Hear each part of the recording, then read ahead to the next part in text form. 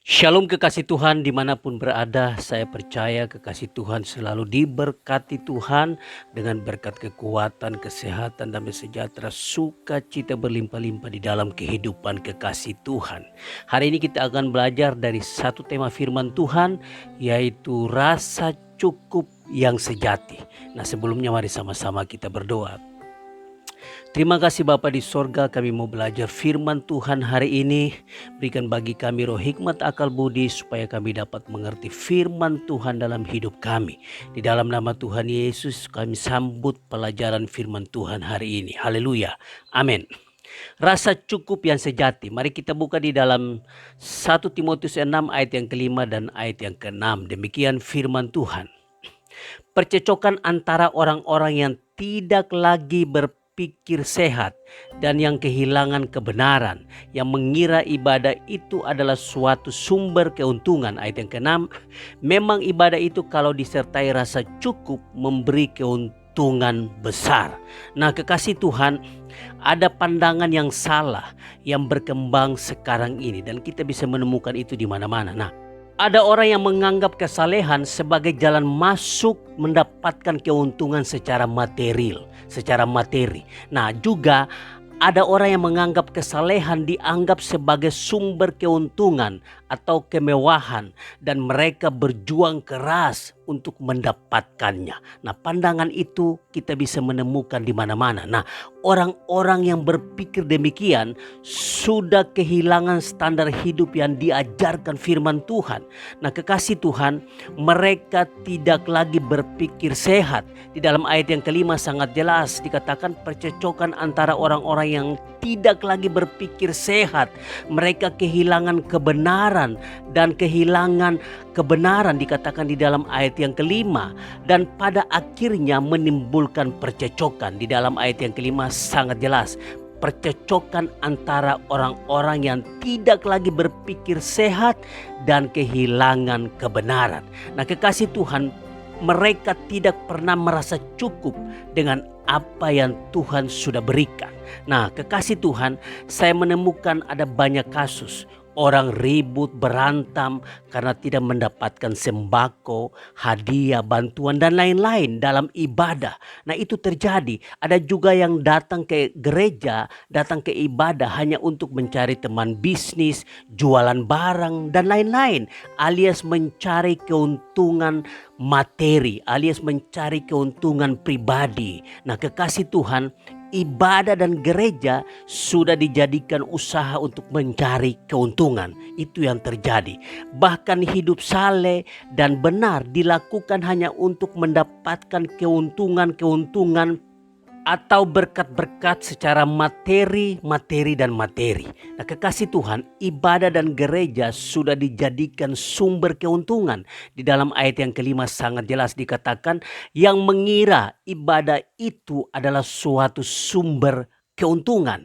Nah, ini sudah dijadikan sebagai sumber keuntungan. Ibadah dan gereja sudah dijadikan sebagai sumber keuntungan bagi orang-orang yang melakukan hal-hal yang tidak benar. Nah, kekasih Tuhan, Tuhan tidak melarang kita untuk menjadi orang kaya, tetapi cara kita kaya yang tidak benar itulah yang dilarang Tuhan.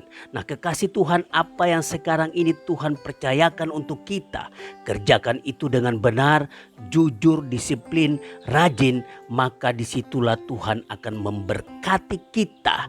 Tuhan akan mengangkat kita. Orang yang bekerja dengan jujur, disiplin, rajin, maka Tuhan akan memberkati apa yang dia kerjakan. Nah, kekasih Tuhan, yang Tuhan inginkan yaitu ibadah-ibadah kita harus disertai dengan rasa cukup. Di dalam ayat yang ke-6 sangat jelas dikatakan, memang ibadah itu kalau disertai rasa cukup memberi keuntungan yang besar.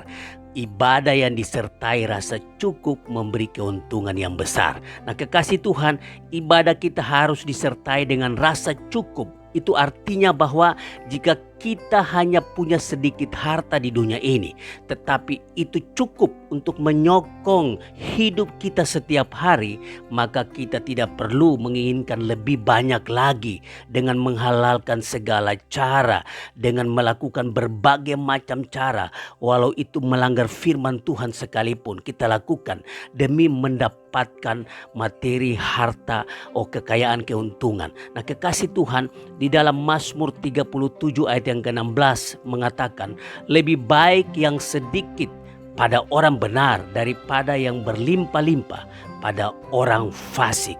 Nah, kekasih Tuhan, kita masih bisa ibadah sampai saat ini. Itu semua merupakan suatu keuntungan besar dan bermanfaat dalam segala hal. Di mana ada ibadah yang benar, di situ ada rasa berkecukupan dan merupakan suatu kebahagiaan besar yang kita cari dalam ibadah kita. Bukan lagi barang yang fana, tetapi yang kekal, yaitu hidup yang kekal yang Tuhan janjikan bagi kita. Itu yang kita cari. Nah, kekasih Tuhan, mari kita luruskan motivasi kita dalam ibadah-ibadah kita supaya kita akan beruntung.